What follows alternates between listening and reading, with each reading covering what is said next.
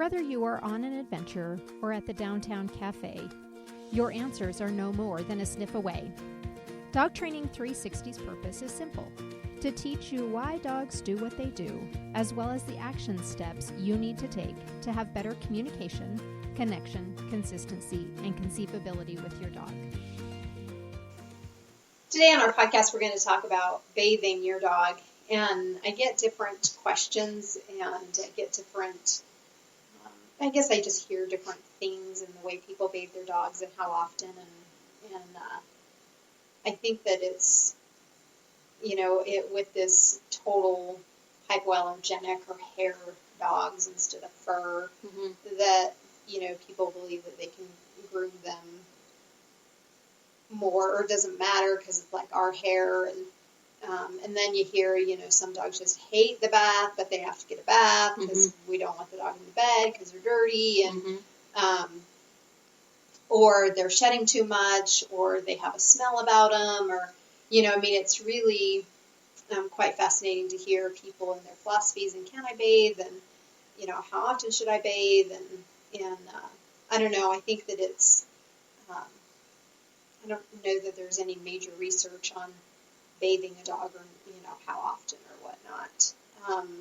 Shannon, what's your thoughts on it? I mean, I think like the general rule that people go by is that the most frequent that you should is once a month, unless your dog has a medical condition.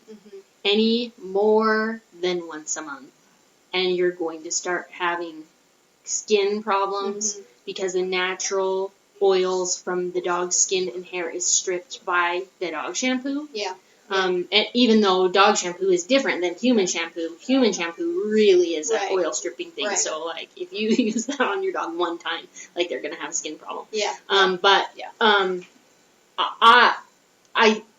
That's, I guess, the general thing I've heard. Don't ever bathe more than once a month. Yeah. And I know I have some, clients that are bathing their dog once a week, sometimes 2 or 3 times a week, depending upon what they're doing.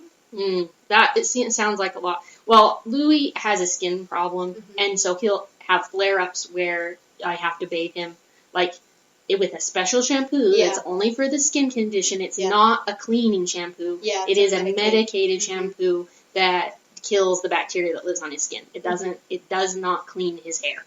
And that is once a week for 2 or 3 weeks. Then every other week for 2 or 3 weeks. Then every 2 weeks for 2 or 3 weeks, and you taper it off until you don't have to do it anymore. You know? And so, like, that is the maximum that I would bathe any dog, personally. And that's medical. Yeah. So for a dog with a non-medical thing to be having a bath with just a regular dog shampoo multiple times a day, for me, is a definite no-no. Multiple times a week, a definite no-no. Multiple weeks in a row, like, it's just going to dry him out. And the thing about it, too, is that I think people don't think about, because maybe they don't know. The natural oils that are in your dog's skin and hair prevent them from being dirty. They have a natural protection, because their fur, like, if they lived in the wild, their fur has to be insulatory to keep them cool or to keep them warm, and dirty fur doesn't do that.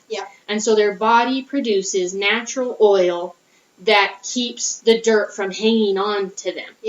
And if you're stripping that oil away, they are going to be more dirty. They're going to have a different odor about them. They're going to feel, they're going to feel dirty. When you pet them, your hands will look dirty. And so you will feel like your dog is dirty all the time. They are, because you're taking away the natural way their body has to handle the dirt. So, like, it is really weird to say, like, the less you bathe the dog, the more clean they are. But it's really, really true. Like, my dog, Dutch, I hardly ever bathe. And we're out in we go to the barn, Yeah. we go out on adventures, Yeah. you know, and I hardly ever give her a bath. And then it annoys me personally because, like, I'll give her a bath, Yeah. and then she'll do something again right after that's, like, really disgusting that needs a bath, like roll in a poo, Yeah. or, you know, Yeah. and then I'm like mad about it because I just gave her a bath the other day, and Yeah. then I don't Yeah. want to give her a bath again, you know. Yeah. Ripley's different because she has hair that grows, Mhm. and so I bathe her when I get her hair cut, but she only goes every 2 months. Yeah. So, and then Louis, when he doesn't have a skin problem, he never gets a bath. Yeah. So we have this problem where in my house, I have a soda bar. Uh-huh. Soda is my guilty pleasure. Uh-huh. So I make fancy soda at my house. And I have like a strawberry puree that you can add in the soda, right? Yeah. And so Mike was going to make a soda. He had the puree and he shook it to like get the fruit suspended. Uh-huh. And the lid was like somehow not on yeah. all Yeah. the way. Yeah. And so strawberry puree went everywhere, all over Yeah. the whole kitchen. And Louis was in the kitchen and he looked like a murderer, like he was on Dexter or something like that. And I did not give him a bath. Yeah. Like and this was like months, probably in the summer, months and months and months ago.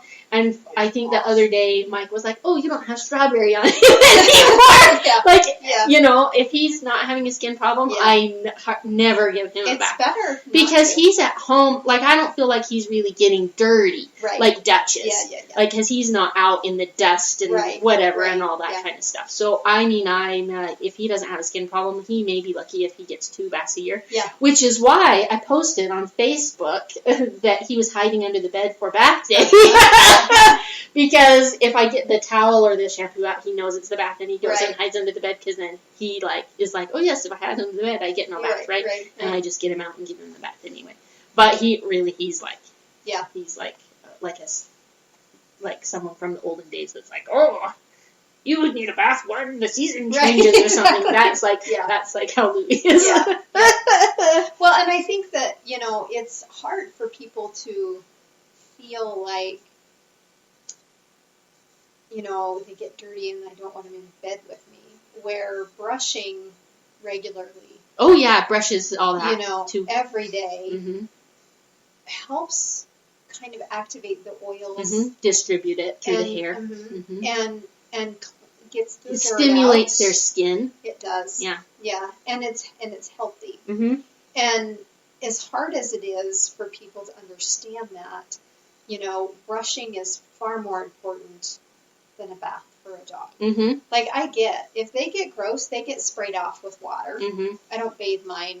No, we call Yeah. it hose bath at this house. Yes. And I think I've texted you that before. Yes. Like, I gave so-and-so a hose bath. Yeah. And Yeah. that's so we know. Yep. Like, it wasn't like a real bath, you Nope, know? it's just kind of Just little wash it off. Just, get the poo off, get the mud off. or I'm get like, oh, it's whatever. raining. Oh, it's Uh-huh. snowing. Go Yep, outside yep, for a little yep. while. Right? It's that spit bath. Yeah. Yeah. They also make some general wipes if you feel like it's, you know, there's maybe an odor or whatnot to them that, you know, you can use them to wipe just the outer Sure, the outer coat of the hair. you know, Yeah. and just wipe them down and wipe paws and I do that sometimes if I feel like my dog is dusty. Yeah. Because she gets dusty. Yep. But like scrubbing down and bathing is really not healthy for your dog. It's not healthy for their skin and coat. Grooming, you know, my recommendation as far as dogs that have to get shaved and groomed up Mm-hmm. or whatnot is, you know, every 6 to 8 weeks. Mm-hmm. And if you keep them brushed out and you know, keep them cleaned, if you will. Well, and like I'm a big fan of like the spot clean, shall Yeah. we say? Yeah. Like, Yep. because Ripley has a beard, Mm-hmm. and their beard traps Yeah. all this stuff. Yeah. And so, like, I'll just do a beard Yeah. bath, we Yeah. say, which is I just put her in the sink and then I spray her face with my sink spray. Yeah. I don't usually shampoo it and stuff. I do have those wipes. Sometimes if I feel like she's extra smelly, I'll Yeah. like Yeah. do those. Yeah. But, I mean, I just do, like, a face bath, Uh-huh. like, a lot Yeah. for her. Yeah, and that's how Caroline. We do lots of brushing. Mhm. You know, she gets her beard brushed a Mhm. lot, and the top of her head because it's really, it's a mess. It's funny. But yeah, she gets a lot of, probably twice a week she gets a beard rinsing, cleansing, if you will. Nothing.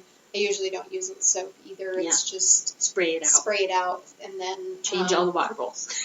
Yep. And then I have a little bit of conditioner. That's funny. It's leave-in conditioner that I use on my hair that helps for beard. Not get things stuck in it. Cool. And it doesn't dread.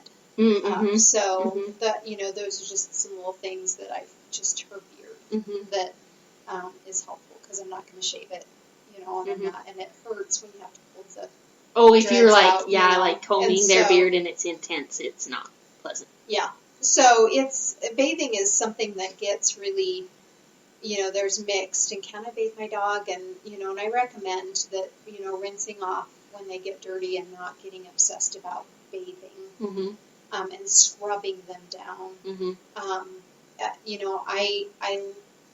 It's kind of like when you say Louis doesn't go anywhere, at some point you take your shoes off and your in your socks, and we bring dirt in, and we bring stuff in, and then we climb into bed, and that's why we wash our sheets, and that's why we change our bedding, and you can have a place for your dog, like when this blanket's on, then you can get up on the bed. Oh, sure. It doesn't have to be, inside the bed. They can sleep on top of the bed, and like Dutch just sleeps in the bedroom, not on the bed. Yeah. Yeah, and they don't have to get up on furniture. Some people it's fine if you let your dog up on your furniture. Yep, and it's fine if you don't.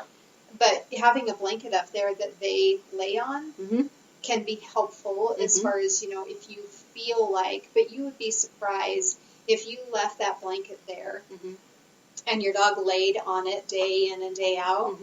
You would be surprised how long it takes for that blanket to actually look dirty. Oh, sure. I know because, I have blankets in all my dogs' kennels. And then when I give them a bath, I change their blanket. Yeah. So it's not, I'm not, changing their blanket every day. Or, we have kennel cleaning days, and so when it's the kennel cleaning day, then I'll do the laundry. Yeah. But I don't change the dog blanket as much as I change my own sheets. Right. Yeah.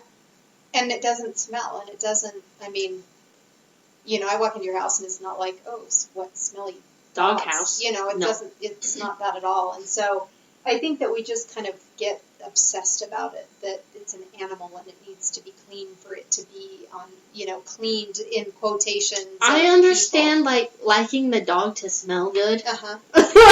Sure. Some, I understand, when your dog comes home from the groomer, you're like, oh, you smell so good. Yeah. But it's, really, to me, I'm like, it's a difference between smelling perfume or really, smelling nothing at all.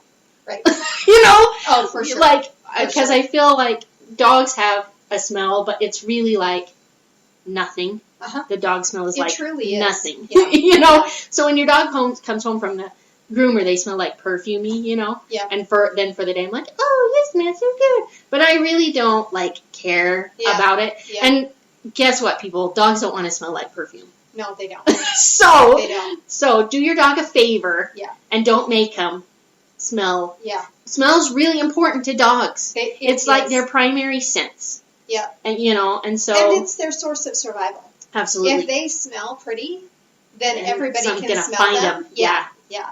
And so, not smelling like anything, or people will say, I give my dog a bath and then they go roll in the dirty clothes. And it's so weird. Or they go roll in the dirt. I let my dog do that. Yeah. So, after I give the dogs a bath, their favorite thing to do is roll all over the bed. Why? Because they want to smell like our family. Yeah. They're like, I don't smell like our family anymore. And where's the best way to smell like the family? All over the bed or the floor of the bedroom. Yeah. And so I just, Louis loves to get a blow dry. And he's the only one. So he'll run in the bathroom and I'll give him a blow dry. Yeah. But the other dogs, they want to go roll all over. So I give him a bath first and then I change all the stuff on the bed after. Yeah. Because I'm just go ahead. We need to smell like our family and roll all in the bed and be happy that the bath is over. It's like a celebration that we're done with the bath. Yeah. And that's just our reality here. That's what we do. Right. And that's, at our house, that's, I mean, they just have a great, it's like, Run all over and then and what roll can and I, everything. what can I roll in? Yeah. I've got to get this smell off. Of me. Yeah. And so it's really, if your dogs hate the bath, it's not the water itself. No. It's the bath. It's that you're taking their natural smells away from them, and now they're vulnerable. And so I hear about, my dog hates the bath. No, just be really matter of fact about it. And they don't want to be there because you're taking away their smells. And that is how dogs survive. And they're not human beings. And we, of course, need to take our smells away because it's usually like we're way overpowering. Yeah, we don't smell like nothing at all. Right. Let's just be honest. Yeah.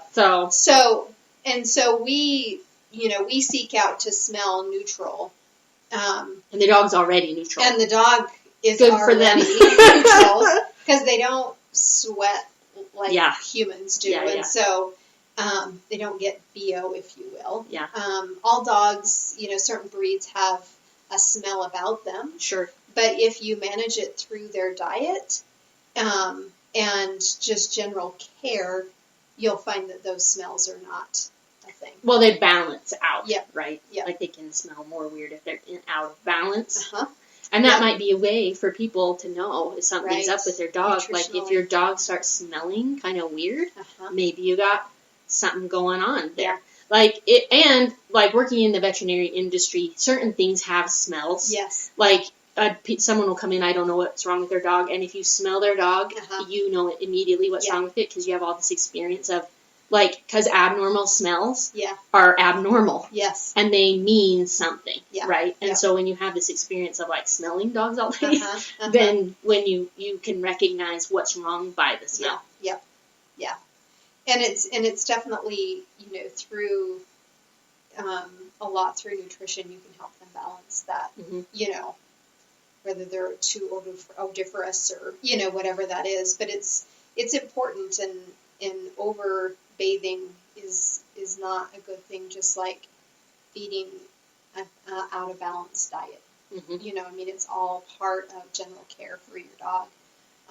And I know we talk about everything dogs in our podcast, and we talk a lot about training, we talk about concepts, and we talk about these things, but for us as a business, for us as dog owners, for us as dog trainers, the most important thing is having balance. And I believe that nutrition, hygiene, sleep, and training and exercise are balance in our dog's life. Not just play and get a mile run in every day and sleep through the night, and it's more to it than that. And dogs are more complicated in a very simple way. And grooming is a big thing, and it needs to be a balance and a good balance, and realize that it's not the water and it's not the environment that your dog doesn't like, and they don't know what a bath is, if you will. They just know that what you're going to do is make them more vulnerable to the environment because you're taking away their natural smell. And so, remember and think about all the balancing things in a dog's life and what it takes, that it's not just one thing. And we don't just stink because they need a bath. They don't just stink because, they're eating the wrong food. It's a combination of so much. They may stink because we have an ear infection, which you have to address the ear infection, and medically you have to take care of that, but then you also need to address that maybe we need to change nutrition, but also maybe the excessive bathing and their ears getting wet is causing it as well. So it's kind of this all big circle. Because all of those things can be connected, and it can be turned into a cycle. Yeah. Because each thing is off balance at a different point, and they all cause that same thing. And so you just are getting it over and over and over because all of those things might be off. Yeah.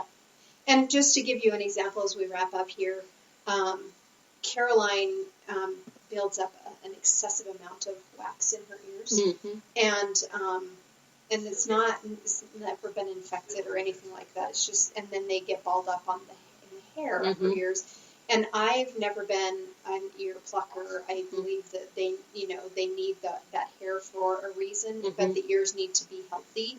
And so what I've noticed with her as I've decreased her kibble and increased her raw, the wax isn't as intense and it's not matting up in the hair. Cool. So then it's just easier to wipe out every day, and it's not getting so gross and pulling hairs and she's shaking her head. And so, again, it's just balance and finding that balance the way it needs to be. So think about everything as a full balance of life, and grooming is a part of that balance.